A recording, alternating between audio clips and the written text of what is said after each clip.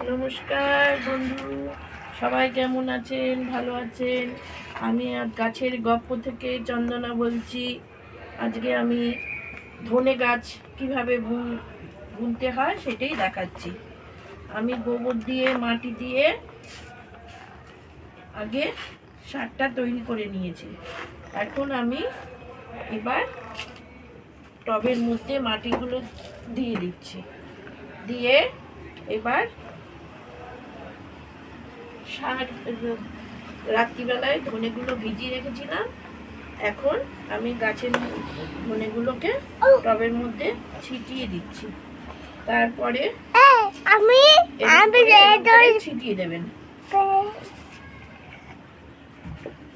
24 ঘন্টা ধনেটা ভিজিয়ে রাখার চেষ্টা করবেন। তারপরে তার উপরে আবার মাটি চাপা দিয়ে দেবেন। মাটি চাপা দিয়ে তারপরে মাটি চাপা দিয়ে দিচ্ছি।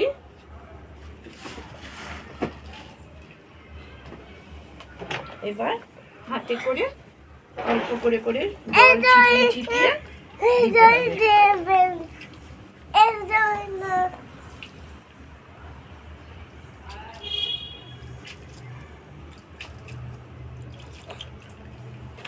এবার টবটাকে সাইডে রেখে একটা কিছু ঢেকে দিয়ে রেখে দেবেন। 7 দিন পর দেখবেন যে ছোট ছোট করে গাছ বেরিয়েছে।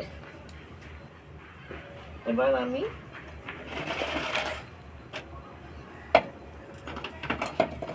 ছোট চারা লঙ্কা গাছ স্থাপন করব। একটা এরকমভাবে সেই সার দেওয়া গোবর মাটি টবের মধ্যে দিয়ে দেব। আমি শুকনো লঙ্কা থেকে দানা বার করে গাছে ছিটিয়ে দিয়েছিলাম। এখানে দেখুন কত লঙ্কা গাছ হয়েছে। সেখান থেকেই আমি লঙ্কা গাছ তুলে আমি স্থাপন করছি টবে।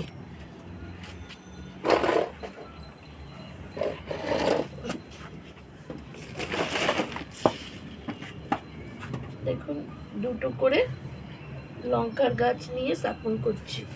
তারপরে যখন গাছটা দাঁড়িয়ে যাবে তারপরে আমি অন্য আরেকটা টবের মধ্যে বড় টবে বুনে দেব।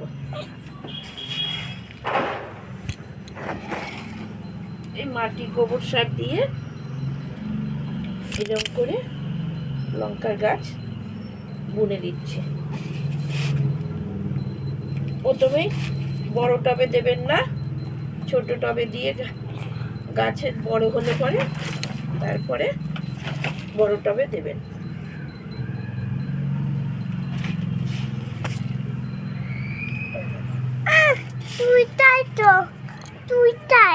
এই হলো আমার গাছের পরিচর্যা। আপনারাও এরকমভাবে গাছ বুনবেন। ধনে গাছ, লঙ্কা গাছ এরকমভাবেই বুনবেন। আমার চ্যানেলটা যদি ভালো লাগে, গাছ বোনার গাছের গপ্প, তাহলে আপনারা লাইক, শেয়ার ও সাবস্ক্রাইব করে দেবেন। নমস্কার।